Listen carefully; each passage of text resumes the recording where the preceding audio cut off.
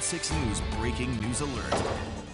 I direct the Chief Clerk to notify the Secretary of State that House District 23 is vacant. With those very formal sounding words, the breaking news history made in Salem as Oregon Representative Mike Nearman becomes the first legislator ever expelled from his seat 6 months after he was caught on camera letting armed protesters into the Capitol building. Welcome to KOIN 6 News at 11. I'm Dan Tilken in for Jeff and Elizabeth. At the height of the pandemic and just weeks before the insurrection in D.C., armed rioters breached the state capitol and attacked police with bear spray. 11 people, including Nearman, now facing criminal charges. For months, Mike Nearman has been under scrutiny for his actions on that day, and tonight, every House member, Democrat and Republican, voted to kick him out.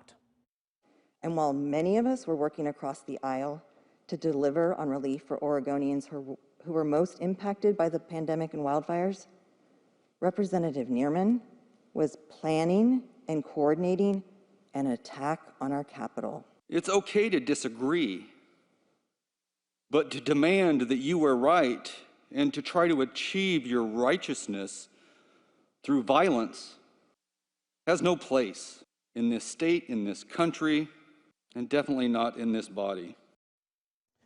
Nearman, before the vote, got one last chance to address lawmakers. Now you're considering expelling a member for the first time in history because he thinks that people should have access to their capital, especially during session. I think that the citizens of Oregon should be able to instruct their representatives. I think people from interest groups and industries should be able to apply to the legislature for redress of grievances in person.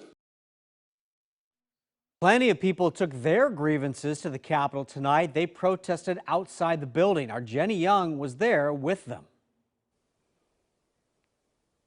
That's right, Dan. About 50 or 60 people showed up in support of Mike Nearman. They stood mainly around the underground parking exit at the building, and they yelled their frustrations as lawmakers left after that vote. Listen to this.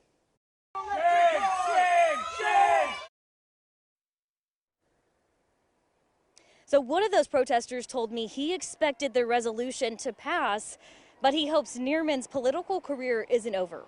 It wasn't a surprise or anything. Like I said, I didn't come out here really intending to change anything. Mostly I wanted to let Mike know that he has support. If he decides to run for governor, I'll be his campaign manager. I think he's got plenty of votes here tonight.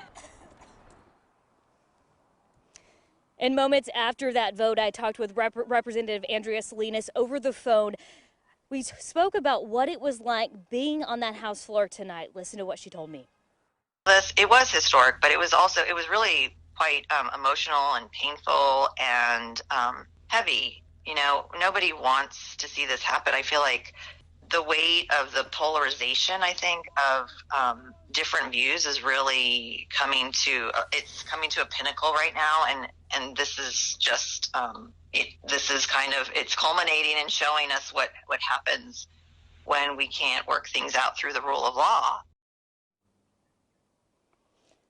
That vote, 59-1. Every House member voting to expel Nearman, except for Mike Nearman himself.